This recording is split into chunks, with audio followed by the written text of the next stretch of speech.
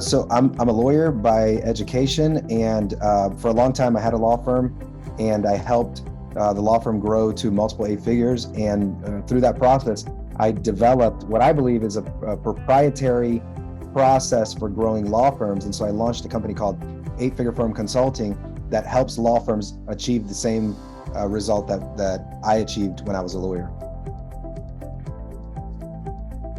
So one of the things that I thought was really critical for me in the consulting space was to have a brand and a recognizable brand that reached people that I could not normally reach. And so for me, I wanted to get in front of audiences that had been developed by other people.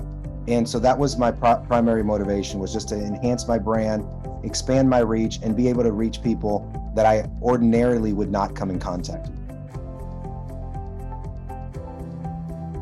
I mean, I thought some of the things that I was concerned about was maybe the quality of the shows wouldn't be good. I didn't have any reason to think that they were going to be good shows, or maybe that I wasn't going to be a good guest. That was something that was concerning for me.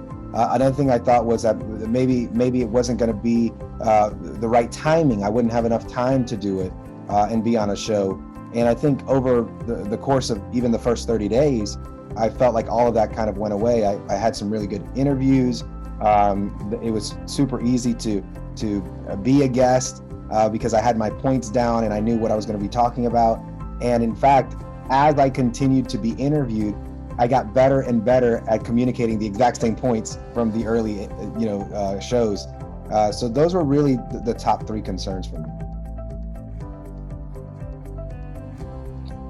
So the biggest surprise was the amount of people who started reaching out to me independently to then wanted to hear more from me and wanted to know more about me and wanted to know more about our consulting business. And, I was telling the team that I worked with that if I were to quantify the ROI from my investment into the service, it's probably like 20 or 30x, because I was able to generate enough business from the service to more than pay what it was that I was paying for. And so that was the biggest surprise, because I didn't think there was going to be any kind of result like that. I thought it was just simply I was going to go on shows, I was going to increase my brand, and that was it. But then to have people hire me because of the shows was really surprising.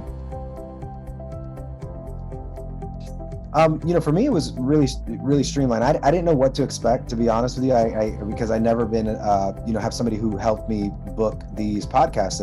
In fact, it was very elusive to me how you even got on podcasts. But it was very smooth. From the very beginning, we developed our one sheet to pitch to people, and it had the topics that I was going to speak on, and they reached out to the host, and the host would approve me coming onto the show. And then they would connect us with my executive assistant to schedule the show. And it was very, very smooth. I really didn't have to do anything but show up many times. And there were a couple hosts who wanted me to make sure to listen to a couple of their shows. So that did take a little bit of time. But other than that, it was pretty smooth from the beginning.